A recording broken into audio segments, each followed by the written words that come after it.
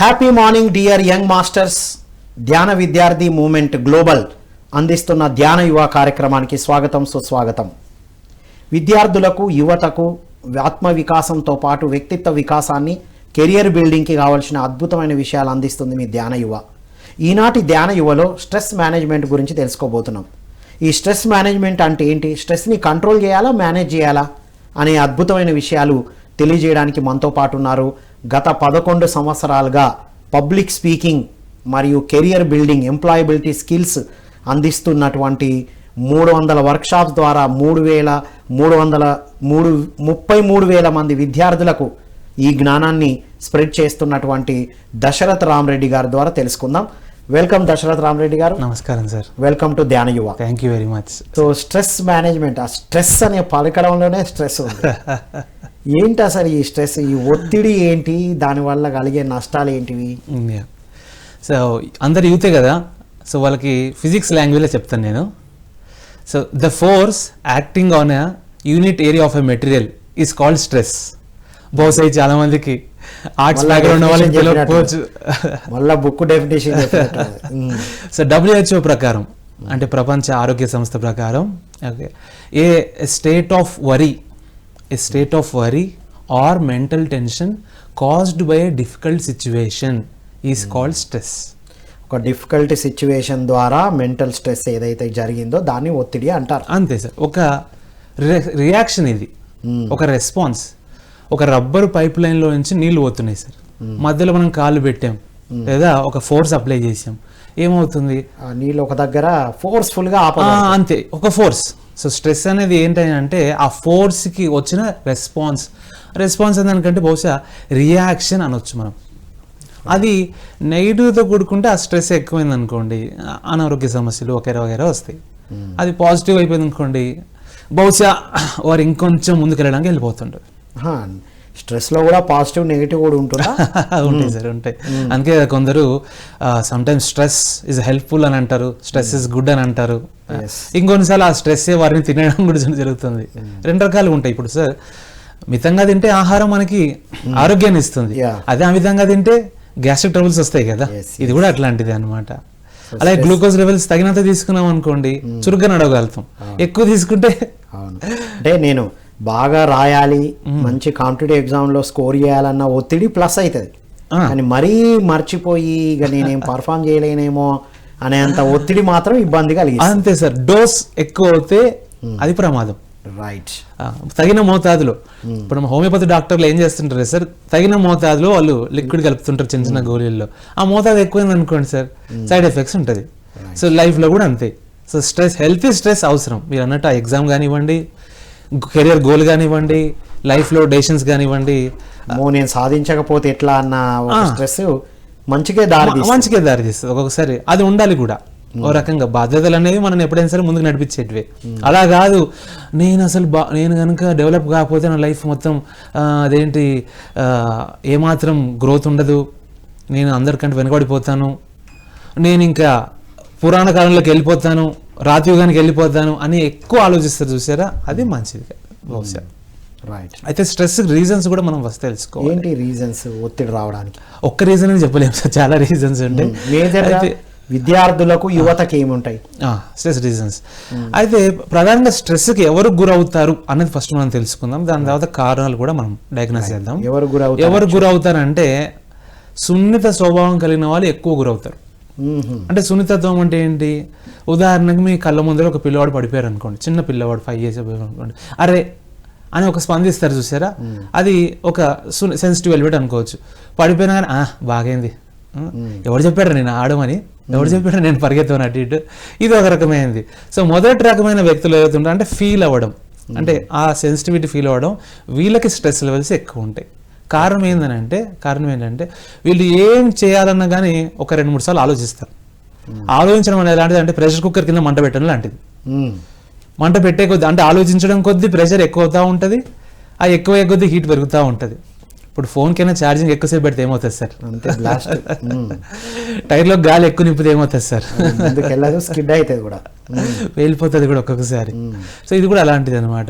ఒక bag 5 kg బరువు మాత్రం మోయగలుగుతుంది, దాంట్లో 18 కేజీలు పెట్టగలిగితే ఎట్లుంటుంది, బ్యాగ్ మొత్తం చినిగిపోతుంది.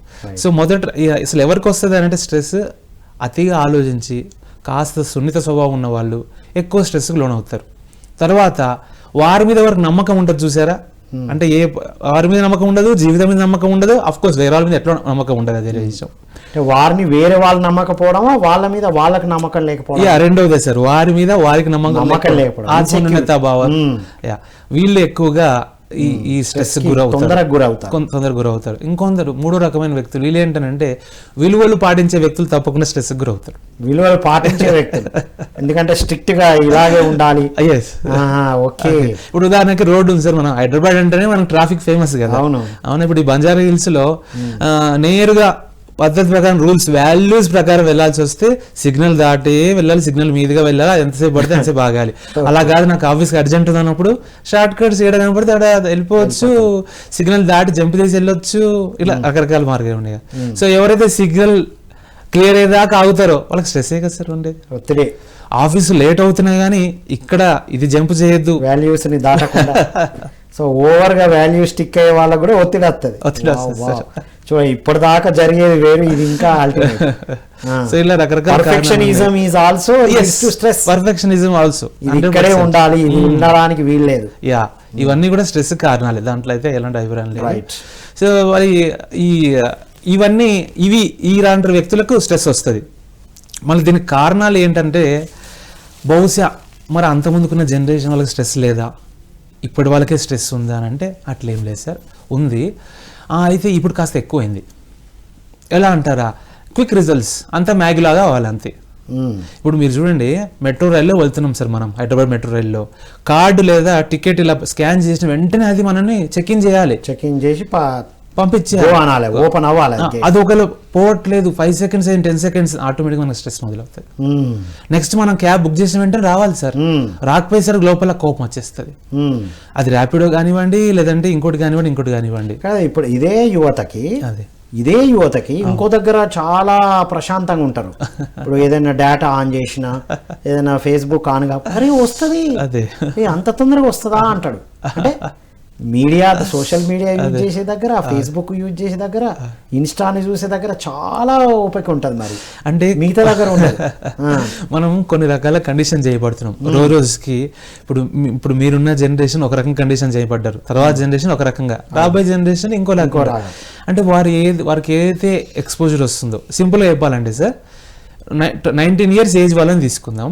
అదే వయసులో కొంతమంది బార్డర్లో సోల్జర్గా ఉన్నారు, అదే వయసులో కొంతమంది తీవ్రవాదులుగా ఉన్నారు, అదే వయసులో కొందరు కూచిపూడి లాంటి నాట్యం నేర్చుకుంటారు, ఇంకొంతమంది కర్ణాటక మ్యూజిక్ చేస్తున్నారు, ఇంకొంతమంది స్పోర్ట్స్ ఆడుతున్నారు, క్రికెట్ ఆడుతున్నారు, ఇంకొంతమంది మా అన్న జిందాబాద్ అని సినిమా హీరోల కటౌట్లు కడతారు, ఇంకొంతమంది మా నాయకుడే గ్రేట్ అనుకుంటూ కొట్లాడుకుంటారు. 19 years ట్రైనర్ కూర్చున్నారు మాలాగా. అంతే మీరు కూడా చిన్నప్పుడే ట్రైనర్ అయ్యారు కదా, 19 years ట్రైనర్ అయ్యారు మీరైతే. అవును, అదైతే వాస్తవం. సో ఇలా అదే ఏజ్ కి ఇంత భిన్నంగా ఎలా అవుతున్నారు సార్?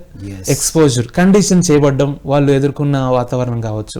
అయితే మీరు అన్నారు మరి సోషల్ మీడియా వాళ్ళు అంతా కూడా ఎట్లుంటారంటే సార్, సహజంగా మనం స్టిమ్యులస్ అని ఒకటి కోరుకుంటాం. స్టిమ్యులస్, ఇప్పుడు మంచి ఫుడ్ తింటే మనకి ఏమొస్తుంది? స్టిమ్యులై అయిపోతుంది. స్టిమ్యులై. సో నెక్స్ట్ ఒక వయసులో ఉండే అబ్బాయి ఒక అమ్మాయి నుంచి ఒక మంచి మాటలు, స్టిమ్యులస్. తర్వాత ఫాదర్ గిఫ్ట్ ఇస్తే ఒక స్టిమ్యులస్. సో జనరల్ గా మనిషి ఒక స్టిమ్యులస్ ఎక్స్పెక్ట్ చేస్తాడు. అందుకని ఎప్పుడు కూడా బెటర్, బెస్ట్, వాంట్స్ ఎక్కువ ఉంటాయి మనిషికి. లేదంటే ఏమి లేకుండా గడపవచ్చు కదా సార్. మరి హిమాలయాల్లో యోగుల్లాగా ఎందుకు గడపలేము అంటే స్టిమ్యులస్. మనిషికి ఎప్పుడు కూడా ఈ ఆస్పిరేషన్ ఎక్కువ ఉంటుంది, నాకు కావాలనే భావన ఎక్కువ ఉంటుంది అనమాట. దాంతో బహుశా ఏదైతే మీరు అన్నారో సోషల్ మీడియాలో ఆ స్టిమ్యులస్ ఉంది. అక్కడ ఏముంది? ఒక మంచి లవ్ సాంగ్ ఉంది, అడిగా అనేసి పాటలో ఒకటి ఉంది. తర్వాత ఇంకో అట్లా రకరకాలుగా కుర్చీ మడతపెట్టు, ఇట్లా రకరకాలు ఉన్నాయి, జోష్ ఉన్నాయి, అదొకటి. తర్వాత నెక్స్ట్ ఆ రీల్స్ చూడడంలో కావచ్చు, లేదా పిక్చర్స్ చూడడం కావచ్చు. అరే వీళ్ళు ఏం చేస్తారో తెలుసుకుందాం, లేదా నేను కూడా ఇట్లుంటే బాగుంటుంది. ఇప్పుడు అవి ఓవర్గా చూడడం కూడా స్ట్రెస్కి దారితీస్తుందా? సోషల్ మీడియా మూమెంట్ సార్ ఎట్లా అంటే కంపారిజన్ మొదలవుతుంది. ఎక్కడో చోట చూస్తే తప్పలేదు, పోలికతో స్టార్ట్ అవుతుంది. పోలిక ఆటోమేటిక్ వస్తుంది సార్. మనందరం సహజంగా మానవులం కదా, మనం స్వామి వివేకానందనా లేదంటే ఇంకొకరా బాబాజీయా కాదు కదా, సహజమైన మనుషులం. మంచి అన్ని అదే కామ క్రోధ లోభ అదేంటి మోహ మద మాత్సర్యాలు అన్నీ ఉన్నాం మనం, అన్ని కలిగిన వారం. కాబట్టి చూడంగానే అరే ఈ వ్యక్తికి లైక్స్ ఎక్కువ వస్తున్నాయి, లేదంటే ఈ వ్యక్తి మంచిగా ఉన్నాడు. ఉదాహరణకి మన క్లాస్మేట్ ఒక అబ్బాయి just now went to Kashmir అని పెడతాడు. వెళ్ళి అక్కడ మంచి నది దగ్గరనో లేదంటే హిమాలయ పర్వతాల దగ్గరనో ఫోటోలు తీసుకుంటాడు. బాగా నవ్వుతున్న ఫోటోలు పెట్టంగానే చూడంగానే మన లోపల ఎక్కడో చోట ఒక చిన్న జలసి మొదలవుతుంది. ఇప్పుడు అందరూ ఎక్కడున్నారో ప్రెసెంట్ స్టేటస్ అంతా పెడుతున్నారు, అప్డేట్ అయిపోయింది ఎవరు ఎక్కడున్నారు. Today purchase new car, today join my kid international school, just now received certificate from college, just now got promotion, ఇలాంటివన్నీ పెట్టడం తోటి ఫుడ్ తింటున్నా, ఈ సన్మానం జరిగింది, లేదంటే మా చుట్టాలను కలిసాం, లేదంటే మా హస్బెండ్ నాకు ఈ గిఫ్ట్ ఇచ్చాడు, లేదంటే ఈ పోలిక అంటే అది చూసి అలా ఉంటే పర్లేదు కానీ పోలిక వల్ల కూడా స్ట్రెస్ స్టార్ట్ అయింది. పోలిక ముమ్మాటికి సార్. అండ్ మోర్ ఓవర్ లేని కోరికను సృష్టిస్తుంది పోలిక. ఈ మీరు ఏదైతే మాధ్యమాలు అన్నారో, ఇప్పుడు చూడండి, ఒక వ్యక్తి బ్రహ్మచర్యంతో ఉండాలనుకున్నాడు, 20 ఏళ్ళు 25 సంవత్సరాలు వచ్చినాయి, సరే అమ్మా నాన్న చూసిన సంబంధమే చేసుకుందాము, లేదనంటే మనసుకి ఎప్పుడు నచ్చే అప్పుడు చేసుకుందాం అనుకోరు. కానీ ఓపెన్ చేయగానే ఏ వీడియోలు కనపడుతున్నాయి, మంచి ప్రియతమ రాగాలని పాటలు కనపడతాయి. లేదు మూవీస్ కూడా హీరోయిన్స్ వాళ్ళ పిక్స్ కూడా బాగా పెడుతున్నారు, ఇంటిమేట్ సీన్స్ కనపడతాయి. ఈ మధ్య షార్ట్స్ రావడం వగేరా ఏం చూసినా మెజారిటీగా అవే ఎక్కడో చూడ కనపడతా ఉంటాయి. సరే ఎంతసేపు అని ఒకటే రకమైన జానర్లో చూస్తారు. లేదు అవన్నీ ఓన్లీ నేను కార్టూన్సే చూస్తా, లేదా ఓన్లీ న్యూసే చూస్తా, లేదంటే ఓన్లీ మ్యూజిక్ వింటానంటే ఒకే జానర్కి ఎక్కువసేపు మనం ఫిక్స్ అవ్వం కదా సార్. ఒకటే రకమైన వంటను తింటాం ఆ రోజు మొత్తం. ఈ కార్టూన్ అంటే ఒక అల్టిమేట్ పాయింట్ వచ్చింది. ఇప్పుడు మొబైల్ గేమ్స్ ఆడుతూ మొబైల్ గేమ్స్ ఎక్కువ చూసే వాళ్ళకు కూడా స్ట్రెస్ ఎక్కువ వస్తుందంటారా? నిజానికి స్ట్రెస్తో పాటు వారు ఒక రకంగా ప్రమాదం అంచుల్లో కూడా ఉండొచ్చు అని చెప్పొచ్చు. ఇప్పుడు ఇది ఎలాంటిదంటే, మీరు కూడా ఒక సినిమాలో చూసే ఉంటారు, వాళ్ళ నుంచి ఫోన్ గుంజుకోగానే వాళ్ళు ఒక తీవ్రంగా స్పందిస్తారు. మనలో 2 యాటిట్యూడ్ ఉంటాయి సార్, ఒకటి ఫైట్ అని, ఇంకోటి ఫ్లైట్ అని ఉంటాయి అనమాట. అంటే ఫైట్ అంటే తిరుగుబాటు చేయడం, ఇంకోటి లొంగిపోవడం పారిపోవడం అని ఉంటుంది.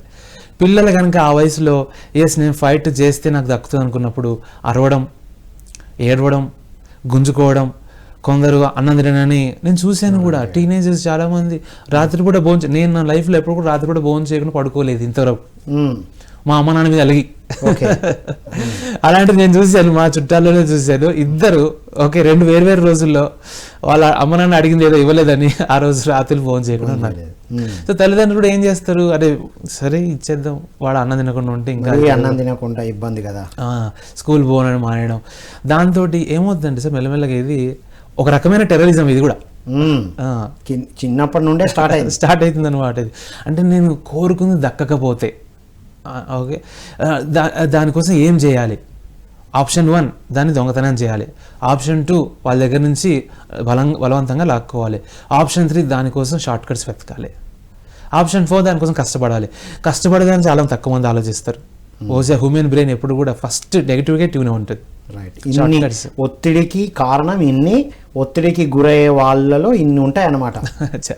సో మరి దీని నుంచి పాజిటివ్గా టర్న్ అవ్వడం, ఆ ఒత్తిడిని బ్యాలెన్స్ చేసుకుంటూ ఎదగడం ఎట్లా? మనలో చాలా ఎనర్జీ ఉంటుంది సార్ నిజానికి.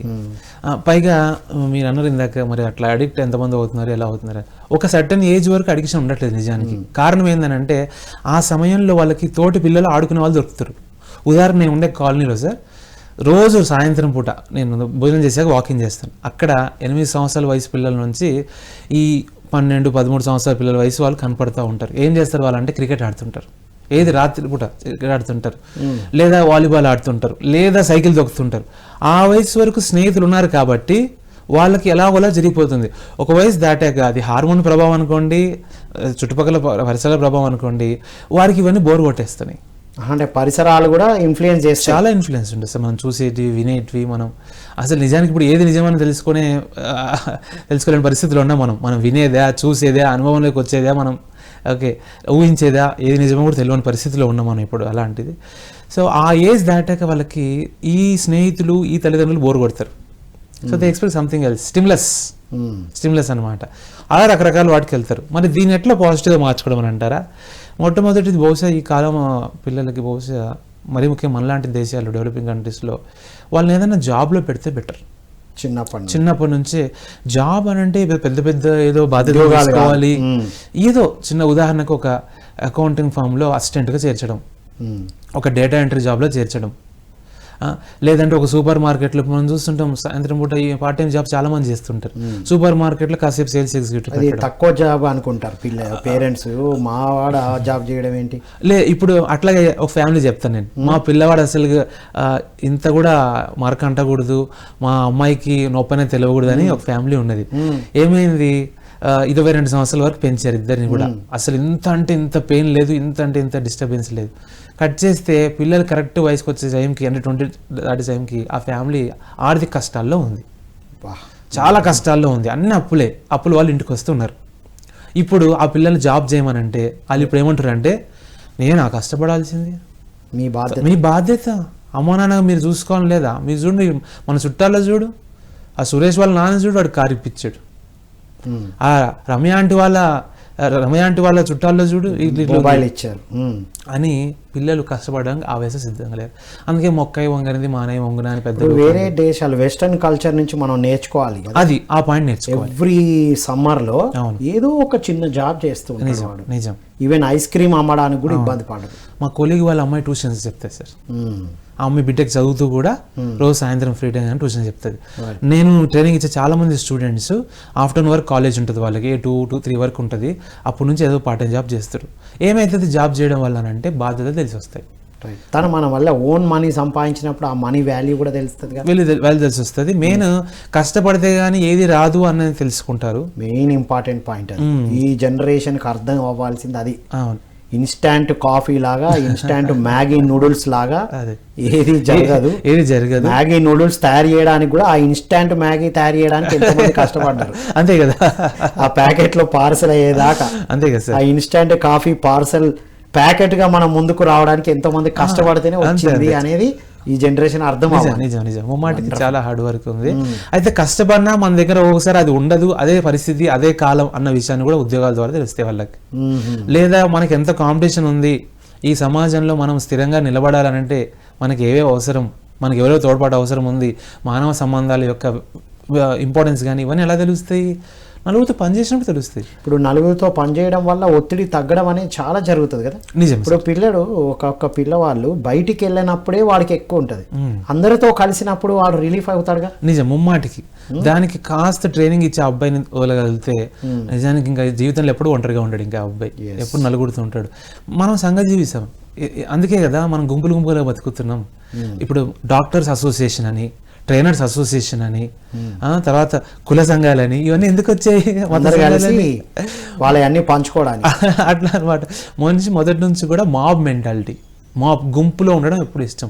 అందుకే మా చుట్టాలు, మా బంధువులు, మా గోత్రం వాళ్ళు, మా ఇలా ఎందుకు మా అని వచ్చిందని అంటే ఎప్పుడు కూడా తనకంటూ ఒక అదేంటి గుంపు ఉండాలని కోరుకుంటాడు అనమాట. అదొక బలం అని భావిస్తాడు.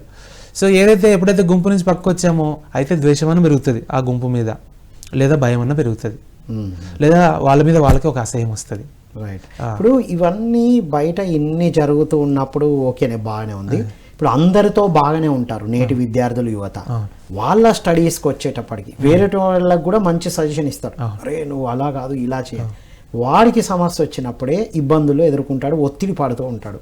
ఇప్పుడు తనకు తాను ఒత్తిడి నుంచి బయటపడాలంటే ఒక విద్యార్థి, ఒక యువత ఏం చేయాలి, ఎలాంటి దృక్పథాన్ని డెవలప్ చేసుకోవాలి?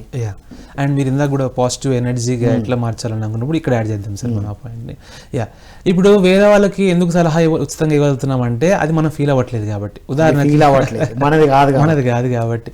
ఇప్పుడు నా ఫ్రెండ్కి ATM కార్డు పోయింది సార్, అతను బహుశా బాగా ఎక్కువ ఫీల్ అవుతుండొచ్చు, నేను ఎంత ఫీల్ అవుతాను, అంతే, అరే ఏం కాదురా మళ్ళీ ఒకటి తీసుకో, ఏమైంది అప్లై చేస్తే అదే కదా. ఫోన్ పోయింది సార్, ఏమంటావు, అయ్యో అవునా అని అంటాం. అదే మన ఫోన్ పోతే సో ఏమైందనంటే ఏంటి, మనం ఈ సమస్య నుంచి బయటకు రావాలంటే మనం వేరే థర్డ్ పర్సన్లా చూడాలి ఈ సమస్యని. అందుకే ఒక ఆయన అంటాడు, నువ్వు ట్రాఫిక్ జామ్లో ఉండే ఒక వ్యక్తిలా చూడొద్దు, ఆ ట్రాఫిక్ని పైన చూసే వ్యక్తిలా చూడు, అప్పుడు నీకు అది పెద్దగా అనిపించదు అని అంటాడు ఆయన. నిజం, మనం అందరం ఏంటంటే మనం కూడా ఆ సిగ్నల్ దగ్గర ట్రాఫిక్లో ఇరుక్కొని ఉంటాం నిజమే, కానీ ఇంకా దాన్ని ఇంకా ఎక్కువ డెవలప్ చేసుకుంటాం. Bird's eye view, less luggage more comfort అంటారు కదా. అలాగా మనం లగేజ్ పెంచుకుంటా ఉంటాం, యాడ్ చేస్తూ ఉంటాం, బాగా లేట్ అయింది, సిగ్నల్ దగ్గర ఎంతమంది తిట్టుకుంటాం సార్ మనం? సీఎంని తిట్టుకుంటాం, ట్రాఫిక్ కమిషనర్ తిట్టుకుంటాం, ట్రాఫిక్ కానిస్టేబుల్ తిట్టుకుంటాం, దేశాన్ని తిట్టుకుంటాం. ఇదంతా లేట్ గా బయలుదేరి ఒక 10 నిమిషాలు 9కు ముందు బయలుదేరితే, నా అనుభవం అంతే కదా, 9కు ముందు బయలుదేరితే కరెక్ట్, మనం కరెక్ట్ టైంకు కనుక బయలుదేరితే ఎక్కడ ఎప్పుడు ఆగం మనం. అంతే కదా, నిజమే. కాస్త లేట్ అయినప్పుడు ఏం ప్రశాంతంగానే ఉంటుంది. సో ఎలాగ చదువులో మరీ ముఖ్యంగా మీరు స్టడీస్ అడిగారు, యూత్ ఎక్కువ చూస్తుంటారు కాబట్టి మొట్టమొదటి విషయం సార్, స్టడీసే లైఫ్ కాదు. ఈ పాయింట్ని అర్థం చేసుకోవాలి యూత్ కానీ. అంటే స్టడీస్ అని అంటే ఏంటి, ఆ ఎగ్జామ్లో వచ్చే స్కోరే మన లైఫ్ కాదు. పోనీ ఆ సబ్జెక్ట్లో ఆ లెసనే లేదంటే ఆ పర్టికులర్లో అది మాత్రమే లైఫ్ కాదు. ఇప్పుడు ఉదాహరణకి కాంపిటేటివ్ ఎగ్జామ్స్ చాలా ఉంటాయి. కొంతమంది యువత చాలా బాధపడుతున్నారు. ఏంటి పబ్లిక్ ఎగ్జామ్స్ రాస్తూ గ్రూప్స్ అని, పోలీస్ ఎగ్జామ్స్ అని, బ్యాంకింగ్ అని, రైల్వేస్ అని, సివిల్స్ అని రాస్తూ అవి రాక చాలా ఒత్తిడికి గురై సంవత్సరాల తరబడి ఆ ఒత్తిడి తట్టుకోలేక కొంతమంది ఇంకా వదిలేశారు కూడా. నేనేం చెప్తానంటే వాళ్ళకి, కెరియర్ లైఫ్లో చాలా ఇంపార్టెంటే, కానీ అది 1/3 రోల్ మాత్రమే పోషిస్తుంది, మిగతా 2/3 రోల్ చాలా ఉన్నాయి. ఇంకా అల్టిమేట్గా పాజిటివ్గా ఎలా ట్రాన్స్ఫార్మ్ అవ్వచ్చు ఒత్తిడి నుండి అనేది మనం మాట్లాడుకుంటాం. ఎస్, ఇప్పటిదాకా బహుశా మనము సమస్య ఏమిటి, దానికి కారణాలు ఏమిటి, ఎన్ని రకాలు తెలుసుకుందాం. ఇప్పుడు సమస్య పరిష్కారమే దృష్టి పెడదాం సార్. మొట్టమొదటిది, మనం ఉన్న సంస్థ కూడా ధ్యానానికి పెట్టిందే పేరు బ్రాండ్, అవునా కదా. సో ఎస్, మెడిటేషన్ చాలా వాటికి ఒక సొల్యూషన్ తీసుకొస్తుంది. మరీ ముఖ్యంగా స్ట్రెస్కి అయితే ఎలాంటిదంటే సార్, ఒక గుర్రం బాగా పరిగెత్తింది, వేగంగా పరిగెత్తింది, దాని కెపాసిటీ కంటే పరిగెత్తింది. ఇప్పుడు దానికి రెస్ట్ ఇవ్వకపోతే ఏమవుతుంది సార్? దెబ్బతింటుంది. నెక్స్ట్ పరిగెత్తడం కష్టం అవుతుంది. లేదా ఆ రేస్లో పరిగెత్తినా కానీ అది పడిపోయే అవకాశం ఉంది, అది ఇంకా తీవ్ర ప్రమాదం. రైట్. ఇది యువతకి విద్యార్థులకు అర్థమయ్యేటట్టు చెప్పాలంటే, పెన్ను రాసి రాసి రాసి పెన్ను మార్చి రిఫిల్ మార్చే టైం లేదు అనుకుంటూ నువ్వు రాస్తే ఏమవుతుంది? అంతే కదా. సిమ్ వాడి వాడి వాడి ఛార్జింగ్ అయిపోయి లో అయిపోయి 20 అయిపోయి 10 దాకా వచ్చింది. ఇంకేం చేస్తావు నువ్వు? అంతే కదా. బైక్ డ్రైవ్ చేస్తున్నావు, పెట్రోల్ పోసే టైం లేదు అని పరిగెడితే ఎక్కడికి వెళ్తావు? అంతే కదా. యువతకు వాళ్ళకి ఎగ్జామ్. నిజం. అట్లాగా మన బుర్ర కూడా రేస్ గుర్రం లాగా, కార్ లాగా, బైక్ లాగానే అనమాట. సో దీన్ని వాడాం ఆలోచించాం. అవునన్నా కాదన్నా, మనం ఎలాంటి సమాజంలో ఉన్నామంటే నిరంతరం మార్పు చెందే సమాజంలో ఉన్నాం. మనం ఏం స్థిరంగా 4 గోడల మధ్య ఏం లేము కదా సార్, వెళ్తుంటాం. పైగా మనుషుల చుట్టూ ఉన్నాం కాబట్టి మనుషులు అంటేనే మారడం. ఒకసారి కొందరు ప్రేమగా మాట్లాడతారు, కొందరు కోపంగా మాట్లాడతారు. సో ఇలాంటి సందర్భంలో ధ్యానం అనేది మైండ్ని సెటిల్ చేస్తుంది. ఒక విద్యార్థి యువత ధ్యానం చేయాలి. పైగా మొదట్లో మీరు అన్నట్టు మ్యూజిక్ మెడిటేషన్ ద్వారా చేయొచ్చు, అది గైడెడ్ మెడిటేషన్ ద్వారా చేయొచ్చు, లేదా దాని తర్వాత ఎలాంటి మ్యూజిక్ లేకుండా కేవలం సహజమైన విధంగా కూడా చేయొచ్చు, అది హెల్ప్ అవుతుంది. రెండవది ఫిజికల్ ఎక్సర్సైజ్. వారి వయసు ఎలాంటిది, అసలు రాళ్ళు తిన్నా అరిగించుకునే వయసు ఉంది. అలాంటి వయసులో ఉన్న వారి అంటే అంత హై ఎనర్జీస్ ఉన్నాయి. ఇప్పుడు చూడండి సార్, మీరు కానీ నేను కానీ 20స్లో చేసిన దానికి దాని తర్వాత చేసిన దానికి చాలా తేడా ఉంటుందా లేదా? 100%. ఇప్పుడు డ్యాన్స్ ఏమన్నారు అనుకోండి, మనం 20s ఎలా చేసి ఉంటాం, ఇప్పుడు ఎలా చేస్తుంటాం, తేడా ఉంటుంది. అంత హై ఎనర్జీ ఉన్న వాళ్ళకి అంటే వాళ్ళ బాడీ అంత హై వోల్టేజ్తో ఉంటుంది కాబట్టి దానికి ఇచ్చే ట్రీట్మెంట్ కూడా హై ఉండాలి. అది అంటే ఎలా, వాళ్ళకి జాగింగ్ కానీ, లేదంటే సూర్య నమస్కార్స్ అంటే యోగా కానీ, బ్యాడ్మింటన్ కానీ, వాలీబాల్ కానీ, ఒక ఫిజికల్ స్ట్రెస్తోనే డీల్ చేయాలి. ముళ్ళుతో తీయమన్నారు కదా పెద్దలు. ఓకే, అలాగే పిన్నిస్తో కూడా తీయచ్చు, అది వేరే విషయం అనుకోండి. ఓకేనా, అలాగా వాళ్ళ మైండ్ స్ట్రెస్ని ఫిజికల్ స్ట్రెస్తో మనం చేయాలి. అలాంటి ఫిజికల్ స్ట్రెస్ అని మరీ అలసిపోయేంత కాదు. మళ్ళీ ఎవ్రీడే ఇప్పుడు నేను కూడా సార్, నా లైఫ్లో కూడా చాలా స్ట్రెస్ ఉంది. ఇప్పుడు అనేక సందర్భాల్లో మనం కూడా ట్రైనింగ్ కాబట్టి ఊర్లు తిరుగుతుంటాం, మనుషులను కలుస్తుంటాం, ఫుల్ స్ట్రెస్. నేను ఎలా ఓవర్కమ్ చేస్తానంటే ప్రతిరోజు ఉదయం పూట ఎంత వీలైతే అంత ఎక్సర్సైజ్ చేయడానికి ట్రై చేస్తాను. 45 minutes కంపల్సరీ ఎంజాయ్ చేస్తాను సార్. అంతకుముందు చాలా వెయిట్ ఉండేవాడిని, మీరు గమనించారో లేదు. ఆ వెయిట్తో నిద్ర కూడా వచ్చేది కాదు. అలాంటిది ఇప్పుడు జాగింగ్ వల్ల పరిగెడతాను, కంటిన్యూస్గా 45 minutes పరిగెడతాను, మధ్యలో గ్యాప్ తీసుకుంటాను. ఏమవుతుందంటే చెమట వస్తుంది సార్. నెక్స్ట్ బాడీ అంతా కూడా ఒక వైబ్రేషన్ మారుతుంది. అందుకని రాత్రి అంతా అలా పడుకొని ఉంటామా, అలసిపోయి ఉంటామా, డ్రీమ్స్ వగేరా ఆ ఎనర్జీలో ఉంటామా, ఆ ఎనర్జీని ఒక్కసారిగా మనల్ని బయటకు తీసుకొచ్చి ఆ డేకి జాగింగ్ లాంటివి, షటిల్ లాంటివి, బ్యాడ్మింటన్ ఆడడం లాంటివి, క్రికెట్ ఆడడం లాంటివి హెల్ప్ చేస్తాయి. అర్లీ మార్నింగ్ చేస్తే ఉత్తమం.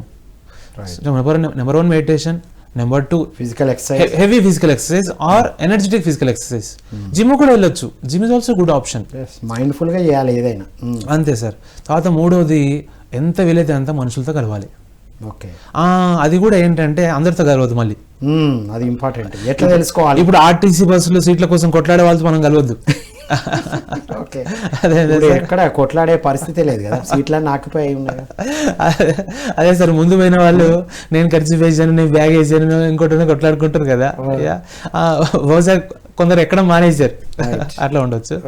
సో ఎవరితో కలవాలి అని అంటే ఎవరితో అయితే 1+1 = 2 అవుతుందో వాళ్ళతో కలవాలి. ఓకే, 1/1 అయితే ఏమైతుంది సార్? 1 అవుతుంది. మళ్ళీ ఎలా తెలుసుకోవడం? ఎలా ఒక విద్యార్థి, ఒక యువత?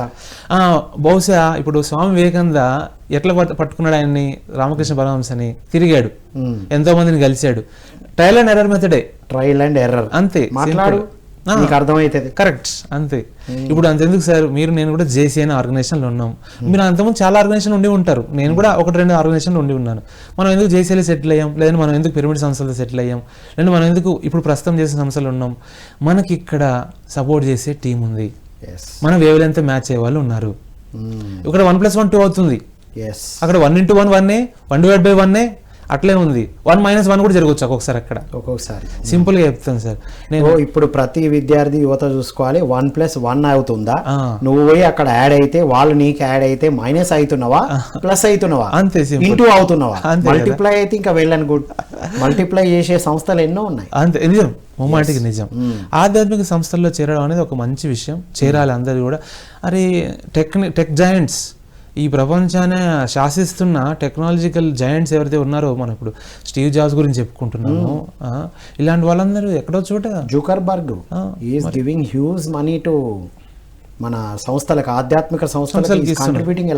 నిజమే.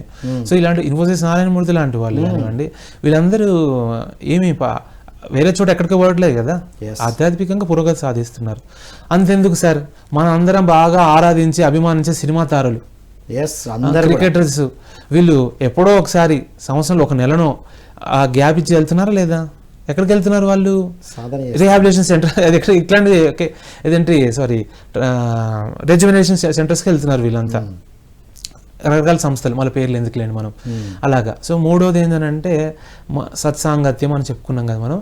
సరే, ఈ పొద్దులో సత్సాంగత్యం అంటే అందరు దొరకకపోవచ్చు, అట్లీస్ట్ ఒక 2 స్నేహితులను పట్టుకోండి, ఒక గురువుని పట్టుకుంటే ఇంకా హ్యాపీ. స్పిరిచువల్ గురు కావచ్చు, కెరియర్ గురు కావచ్చు, సోషల్ గురు కావచ్చు, మెంటార్ అందాం. గురువు అంటే కాదు, మెంటార్ మిమ్మల్ని గైడ్ చేసే. ఎస్, ఒక మెంటార్ ఉండడం అసలు అది చాలా ఒక వరం లాంటిది.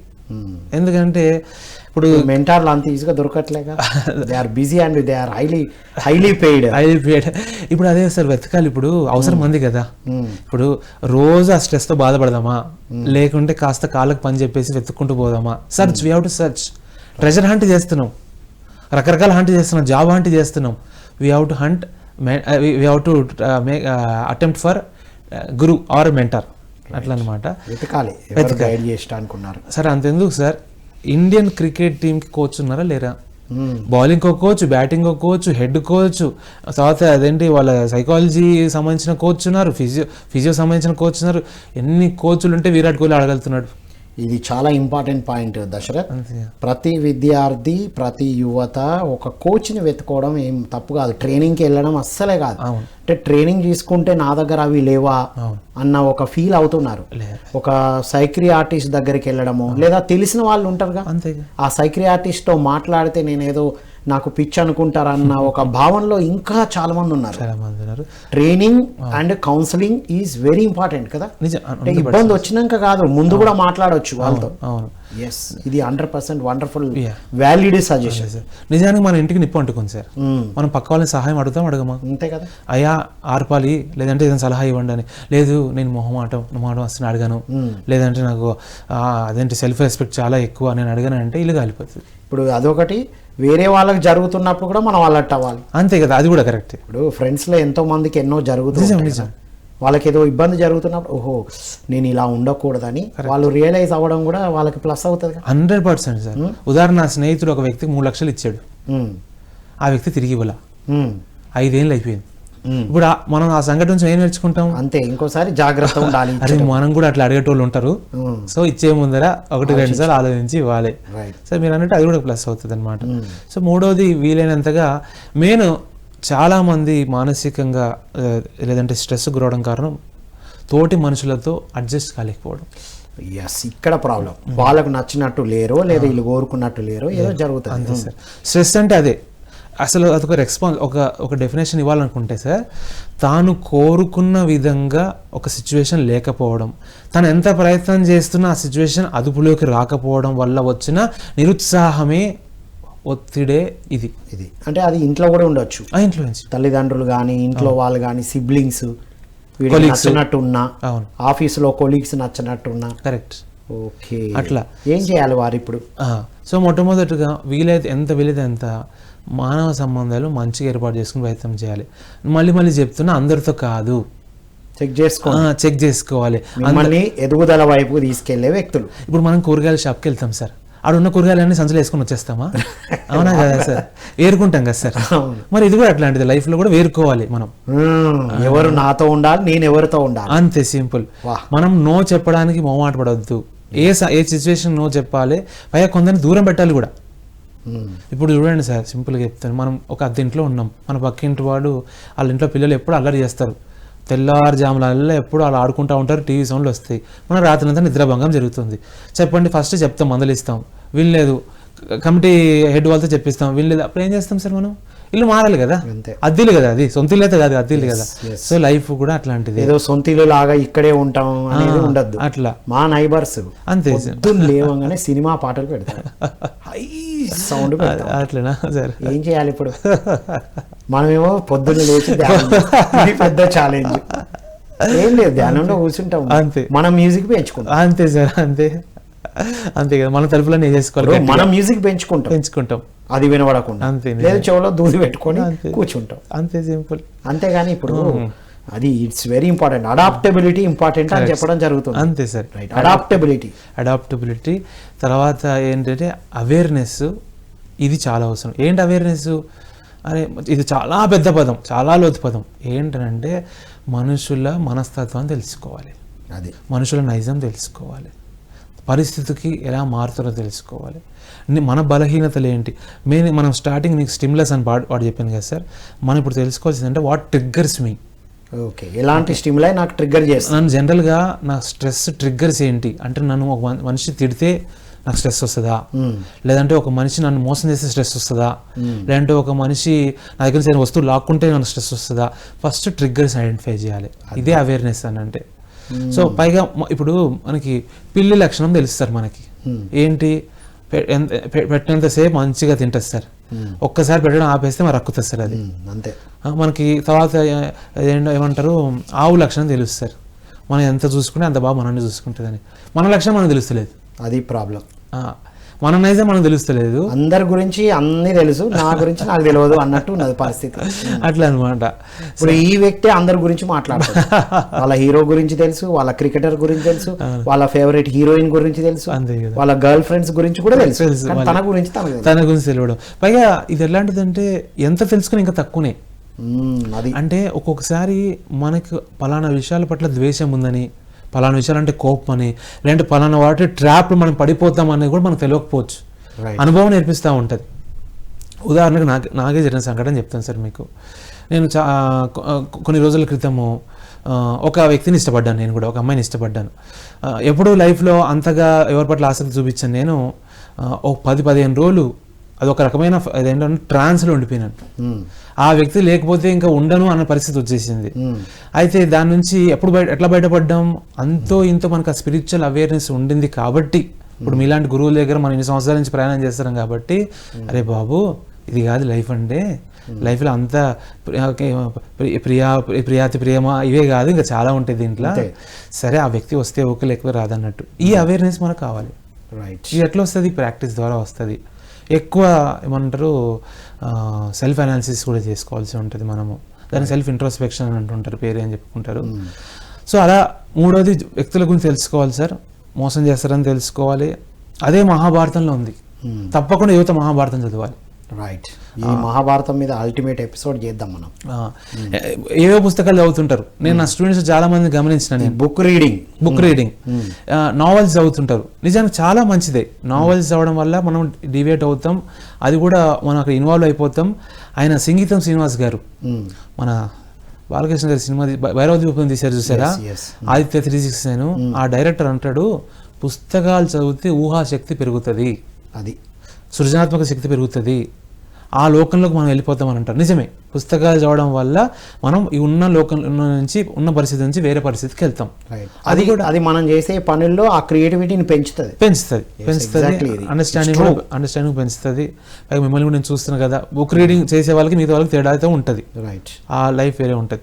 ఆ చదివే పుస్తకాల్లో కూడా కొన్ని మనం చూస్ చేసుకుంటే బెటర్. మహాభారతం లాంటి అల్టిమేట్ పర్సనాలిటీ డెవలప్మెంట్ గైడెన్స్ చదివితే అది కూడా ఒక ప్రత్యేకమైన కోణంలో చదవాలి. ఏదో ఒక స్టోరీని చదివిన ఇన్ఫర్మేషన్ కోసం చదవద్దు, న్యూస్ పేపర్ కాదు సార్ అది.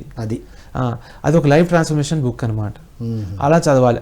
అంటే ప్రతి పాత్ర నాకు ఏం నేర్పిస్తుంది, ఈ సంఘటన నుంచి నేను నేర్చుకోవచ్చని చదవాలి.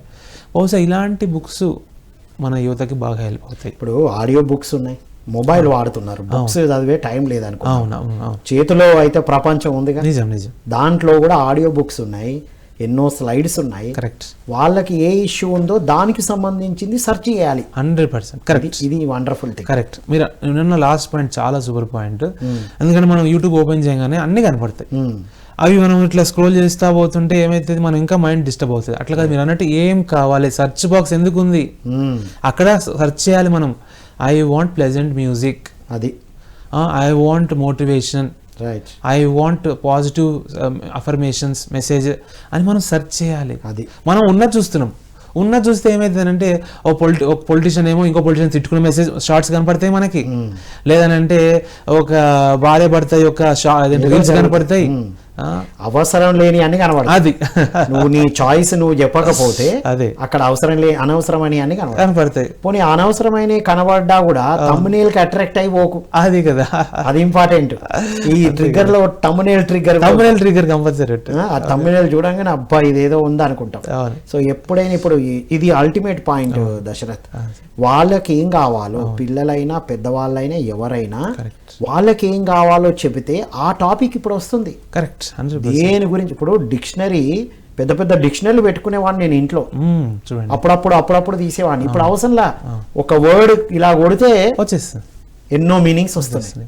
మీరు అన్న దాంట్లో చాలా పెద్ద మీనింగ్ ఉంది సార్. ఇప్పటికి వాళ్ళ సమస్య ఏంటంటే అన్ని వయసుల వారి సమస్య. ఎస్, నిజంగా వారికి ఏం కావాలో వాళ్ళకి తెలియకపోవడం అతి పెద్ద సమస్య. Right.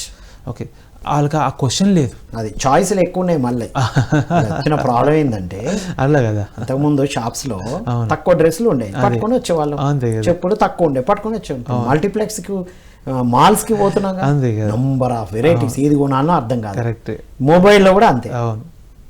So number of choices ఉన్నవాడ కూడా వచ్చే అవకాశం ఉంది. సో నీ చాయిస్ ఏంటో క్లియర్ ఉంటే నిన్ను స్ట్రెస్ లేకుండా ఉంటావు. అది ఎలా తెలుసుకోవడం అని చాలా మంది ప్రశ్నిస్తారు. నాకేం కావాలని ఎట్లా తెలుసుకోవాలి? అందుకే కదా మెంటార్ని కలవమంటున్నాం, ఎక్స్పర్ట్ కలవమంటున్నాం. ఎక్స్పర్ట్ అంటే సైకాలజిస్ట్ కలవాల్సిన అవసరంలా, అంతే అంతే. వండర్ఫుల్. ఆధ్యాత్మిక సంస్థలు రావచ్చు, లేదంటే చుట్టాల్లో కూడా ఉంటారు సార్. ప్రతి మనిషికి ఫ్యాన్స్ ఉంటారు సార్. మహేష్ బాబుకి ఫ్యాన్స్ ఉంటారు, అల్లా నరేష్కి ఫ్యాన్స్ ఉంటారు, సంపూర్ణేష్ బాబుకి ఫ్యాన్స్ ఉంటారు, చంద్రబాబు నాయుడుకి ఫ్యాన్స్ ఉంటారు, కేసీఆర్కి ఫ్యాన్స్ ఉంటారు, కేఏ పాల్ కూడా ఫ్యాన్స్ ఉంటారు. అవును, అందరికీ ఫ్యాన్స్ ఉంటారు. వాళ్ళని కనుగొని ఏదైనా తెలుసుకోవాలి. అంతే. అల్టిమేట్ దశరథ్, అసలు ఒత్తిడి గురించి చాలా అద్భుతమైన విషయాలు చర్చించుకున్నాం. చివరగా మన విద్యార్థులకి, యువతకి యువర్ మెసేజ్. సో లైఫ్ అనేది ఒక మంచి డిష్ లాంటిదండి. ఎంత టేస్టీగా చేసుకుంటే దాన్ని అంతగా ఆస్వాదించగలుగుతాం మనం. ఎట్లా టేస్టీగా చేసుకోవచ్చు? ఇప్పుడు ఉప్మా చేసుకోవాలనుకుంటున్నాం సార్, దాన్ని రకరకాలుగా మార్చుకోవచ్చు. సింపుల్గా ఓన్లీ నూనె, తాలింపు కోసం నూనె, ఇంకా కాసేపు నీళ్లు పోసేసి ఒక 2 గ్లాసు వాటర్ పోసి రవ్వ వేసేసుకొని ప్లెయిన్గా కూడా చేసుకోవచ్చు. ఇది ఒక పద్ధతి.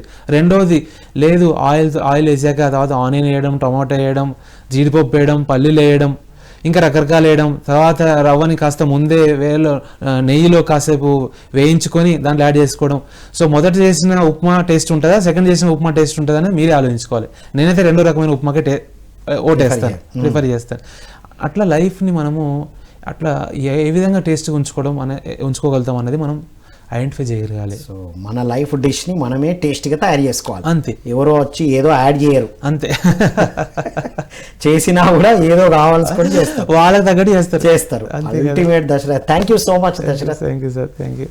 ఇదండి ఈనాటి ధ్యాన యువలో స్ట్రెస్ మేనేజ్మెంట్ గురించి తెలుసుకున్నాగా.